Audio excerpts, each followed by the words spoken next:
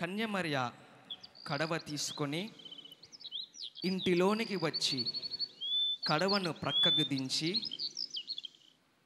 మోకరించి చేతులెత్తి ప్రార్థిస్తూ ఉంటుంది.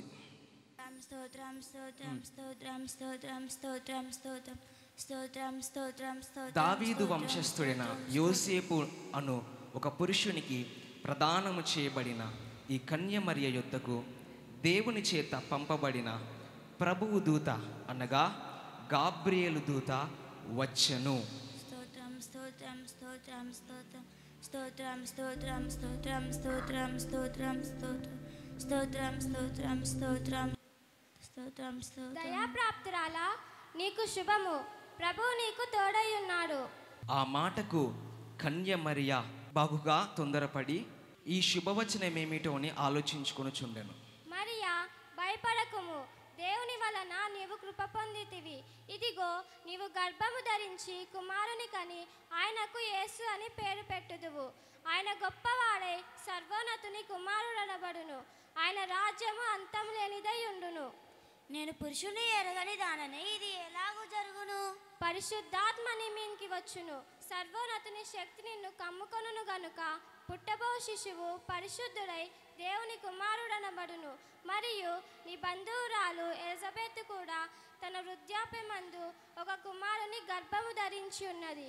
దేవుడు చెప్పిన ఏ మాట అయినను నిరర్ధకము కానేరదు. ఇదిగో, ప్రభు దాసురాలను, నీ మాట చొప్పున నాకు జరుగునుగాక. అంతట దూత ఆమె యుద్ధ నుండి వెళ్ళెను. ఆమె భర్త అయిన యోసేపు నీతిమంతుడయుండి ఆమెను అవమానపరచునొల్లగా రహస్యముగా ఆమెను విడనాడ ఉద్దేశించడు. అతడు ఈ సంగతులను గూర్చి ఆలోచించుకొనుచుండగా, అలా యోసేపు ఆలోచించుకొనుచు విశ్రాంతి తీసుకుంటున్న సమయంలో ప్రభువు దూత అయిన గాబ్రియేలు స్వప్నమందు అతనికి ప్రత్యక్షమై ఇలాగు సెలవిచ్చెను.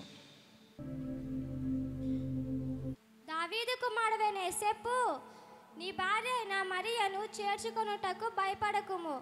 ఆమె గర్భము ధరించినది పరిశుద్ధాత్మ వలనే కలిగినది. ఆమె ఒక కుమారుని కనును. తన ప్రజలను వారి పాపం నుండి ఆయన రక్షించును గనుక ఆయనకు యేసు అని పేరు పెట్టుదువు. ఇదిగో, కన్యక గర్భవతియే కుమారుని కనును. ఆయనకు ఇమ్మానుయేలని పేరు పెట్టుదువు. అవును, ప్రభువు తన ప్రవక్త ద్వారా పలికిన మాట నెరవేరునట్లు ఇదంతయు జరిగెను. ఇమ్మానుయేలు అను పేరునకు భాషాంతరమున దేవుడు మనకు తోడని అర్థము. యోసేపు నిద్ర మేలుకొని ప్రభువు దూత తనకు ఆజ్ఞాపించిన ప్రకారము చేసి తన భార్యను చేర్చుకొనెను.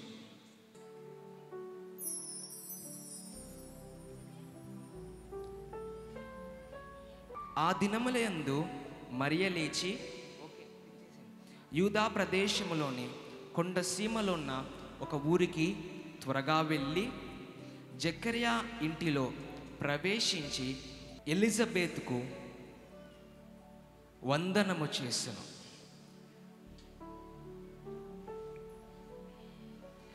ఎలిజబెత్ మరియ యొక్క వందన వచనం వినగానే ఆమె గర్భములో శిశువు గంతులు వేసెను. అంతటా ఎలిజబెత్ పరిశుద్ధాత్మతో నిండుకునిదై బిగ్గరగా ఇట్లా, నేను స్త్రీలలో నీవు ఆశీర్వదింపబడదానవు, నీ గర్భఫలము ఆశీర్వదింపబడను గాక. నా ప్రభు తల్లి అయిన మరియా నా యొద్దకు వచ్చుట నాకు ఎలాగూ ప్రాప్తించెను? ఇదిగో, నీ శుభవచనము నా చెవిన పడగానే నా గర్భంలోని శిశువు ఆనందంతో గంతులు వేసెను. నా ప్రాణము ప్రభువును కనపరచుచున్నది. ఆయన తన దాసురాలి దీనస్థితిని కటాక్షించెను. నా ఆత్మ నా రక్షకుడైన దేవుని యందు ఆనందించును. సర్వశక్తిమంతుడు నాకు గొప్ప కార్యం చేశాను గనుక ఇది మొదలుకొని అన్ని తరముల వారు నన్ను ధన్యురాలందరూ. ఆయన నామము పరిశుద్ధము. ఆయనకు భయపడు వారి మీద ఆయన కనికరము తరతరములుండును. అంతటా మరియా ఇంచుమించు 3 నెలలు ఆమెతో కూడా ఉండి పిమ్మట తన ఇంటికి తిరిగి వెళ్ళెను. ఆ దినములలో సర్వలోకమునకు ప్రజా సంఖ్య రాయవలనని కైసరు ఔగుస్తు వలన ఆజ్ఞ ఆయను. ఇది కురేనియు సిరియా దేశమునకు అధిపతి అయి ఉన్నప్పుడు జరిగిన మొదటి ప్రజా సంఖ్య. అందరూ ఆ సంఖ్యలో వ్రాయబడుటకు తమ తమ పట్టణములకు వెళ్ళిరి. యోసేపు దావీదు వంశములోనూ గోత్రములోనూ పుట్టినవాడు గనుక తనకు భార్యగా ప్రదానము చేయబడి గర్భవతి అయ్యుండిన మరియతో కూడా ఆ సంఖ్యలో వ్రాయబడుటకు గలిలయలోని నజరేతు నుండి యూదయాలోని బెత్లహేము అనబడిన దావీదు ఊరికి వెళ్ళెను.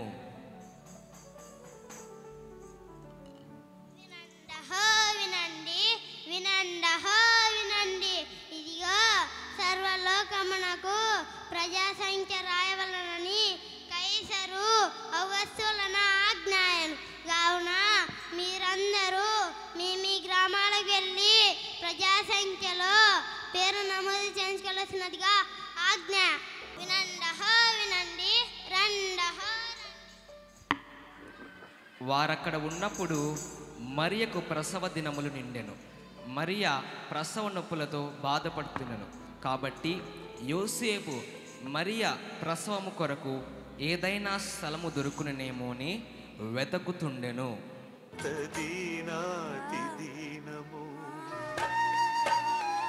ఎంత దీనాతి దీనము ఓ యేసయ్యా, నీ జననమెంత దయనీయమో, తలచుకుంటే నా గుండె తడబడి తరిగి కరిగి నీరగుచున్నది. ఎంత దీనాతి దీనము. ఎవరు? అమ్మా, నా భార్య నిండు తూలాలు పొరుటి నొప్పులతో బాధపడుతున్నది. తలదాచుకుంటకు మీ సత్రంలో ఏదైనా స్థలం ఉన్నదా? మా సత్రం నిండి ఉన్నది. మా సత్రములో ఖాళీ లేదు. వెళ్ళండి అమ్మా, వెళ్ళండి. అబ్బా అమ్మా, అబ్బా అమ్మా, అబ్బా అమ్మా, అబ్బా అమ్మా, అబ్బా అబ్బా.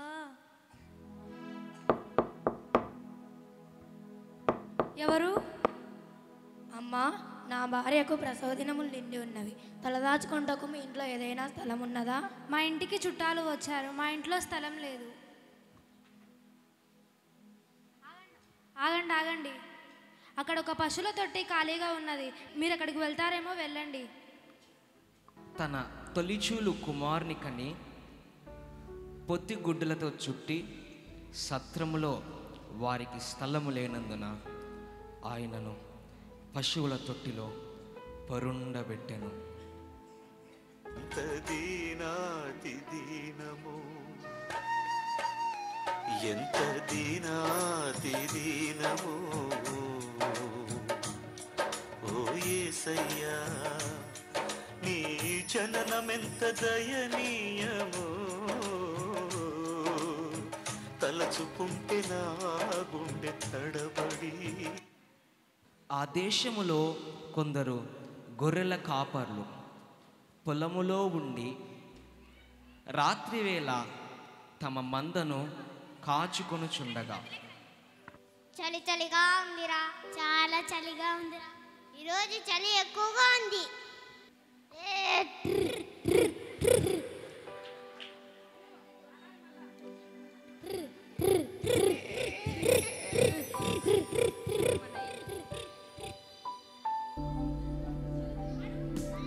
ప్రభువు దూత వారి యొద్దకు వచ్చి నిలిచెను. ప్రభువు మహిమ వారి చుట్టూ ప్రకాశించినందున వారు మిక్కిలి భయపడిరి. భయపడకుడి, ఇదిగో ప్రజలందరికీ కలుగబో మహా సంతోషకరమైన సువర్తమానము నేను మీకు తెలియజేయుచున్నాను.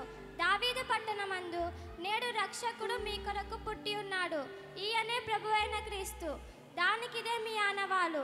ఒక శిశువు పొత్తిగుడ్డలతో చుట్టబడి ఒక తొట్టిలో పండుకొని ఉండుట మీరు చూచెదరు.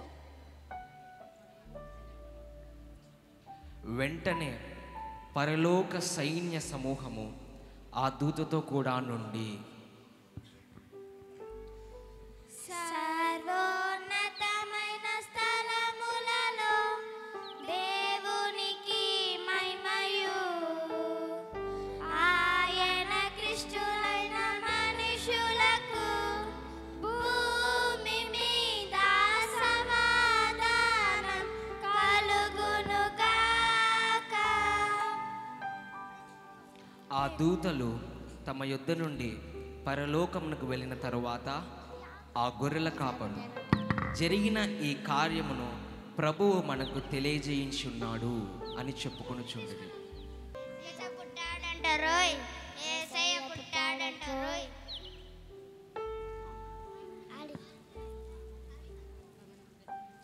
మనము బెత్లహేమునకు వెళ్ళి చూతము రండి అని ఒకరితో ఒకడు చెప్పుకొని పదండి బెత్లెహేమునకు వెళ్ళి యేసుని చూద్దాం. త్వరగా వెళ్ళి మరియా యోసేపును తొట్టిలో పండుకున్న శిశువును చూచిరి. యేసయ్య పుట్టాడని మాకు దూత వచ్చి తెలిపింది. వారు చూచి ఆ శిశువును గూర్చి తమతో చెప్పబడిన మాటలు ప్రచురము చేసిరి. గొర్రెల కాపర్లు తమతో చెప్పిన సంగతులను గూర్చి విన్నవారందరూ మిక్కిలి ఆశ్చర్యపడి, అయితే మరియా ఆ మాటలన్నీ తన హృదయంలో తలపోసుకొనుచు భద్రము చేసుకొనెను. అంతటా ఆ గొర్రెల కాపర్లు తమతో చెప్పబడినట్టుగా తాము విన్న వాటిని కన్న వాటిని అన్నిటినీ గూర్చి దేవునిని మహిమపరచుచు స్తోత్రము చేయుచు తిరిగి వెళ్ళిరి.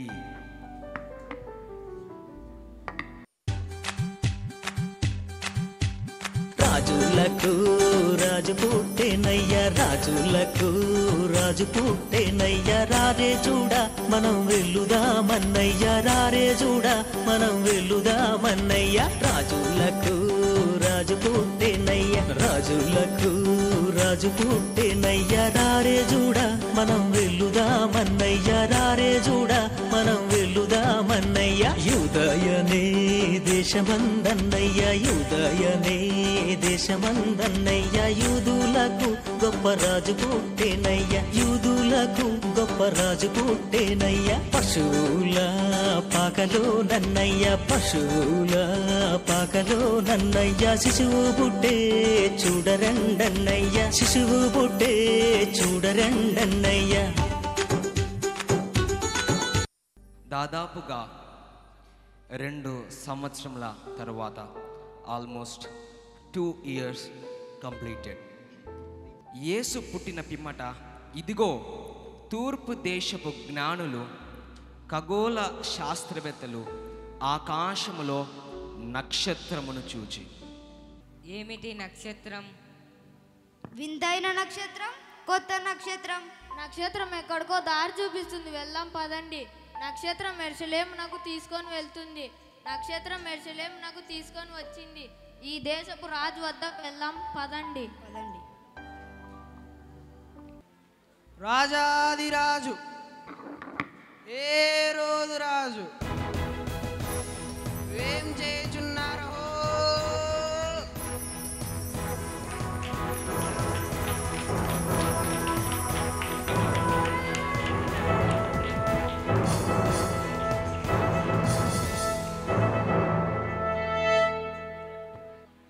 రాజైన హేరోదు దినములయందు యూదయా దేశపు బెత్లెహేములో యేసు పుట్టిన పిమ్మట ఇదిగో తూర్పు దేశపు జ్ఞానులు యెరూషలేమునకు వచ్చి. ఎవరక్కడ? చిత్తం మహాప్రభు, తూర్పు దేశం నుండి జ్ఞానులు వచ్చింది. ప్రవేశపెట్టుడి. జ్ఞానులారా ప్రవేశించుడి.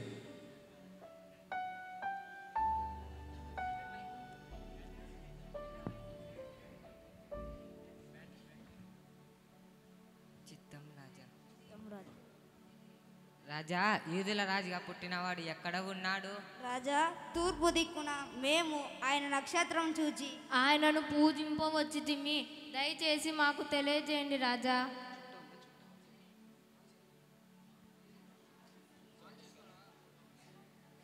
శాస్త్రులను సమకూర్చుడి. శాస్త్రులారా ప్రవేశించుడి.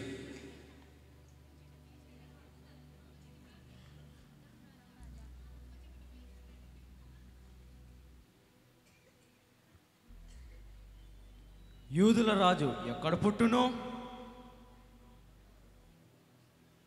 గ్రంథాలను పరిశీలించి చెప్తాం ప్రభు, కాస్త సమయం ఇవ్వండి.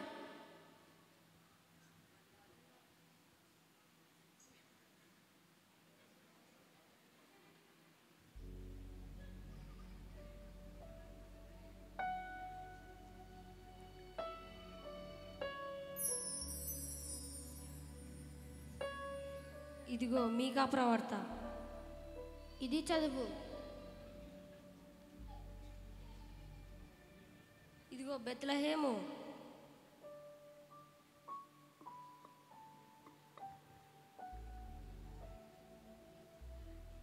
రాజా, దేవుడు ముందుగానే యెషయా ప్రవక్త ద్వారా చెప్పించిన ప్రవచనం ఏమిటంటే, కన్యక గర్భవతి అయి కుమారుని కని ఆయనకి ఇమ్మానుయేలని పేరు పెట్టును అని గ్రంథములలో రాసి ఉన్నది.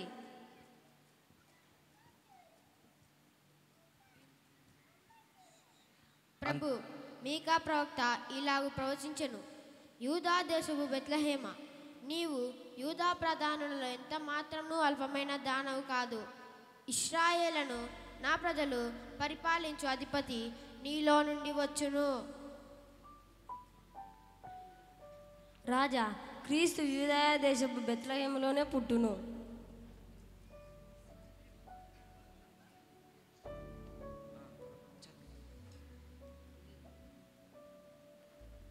అంతటా హేరోదు ఆ జ్ఞానులను రహస్యంగా పిలిపించి ఆ నక్షత్రం కనబడిన కాలము వారి చేత పరిష్కారముగా తెలుసుకున్నాడు.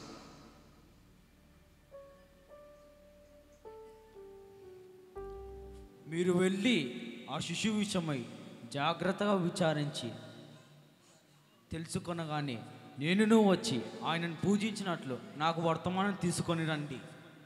చిత్తమ్మా ప్రభు. జ్ఞానులు వెళ్ళిన పిమ్మట నేను ఓటమి ఎరగని హెరోదు రాజును, నేను రాజుగా ఉండగా మరి ఒక రాజును నేను పూజించడమా? అసంభవం.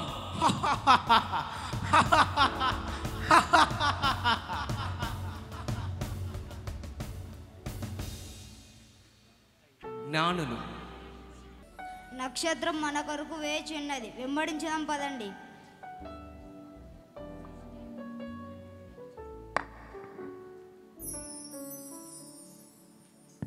వారు రాజు మాట విని బయలుదేరిపోవుచుండగా, ఇదిగో తూర్పు దేశమున వారు చూచిన నక్షత్రము ఆ శిశువు ఉండిన చోటికి మీదుగా వచ్చి నిలుచు వరకు వారు ముందుగా నడిచెను.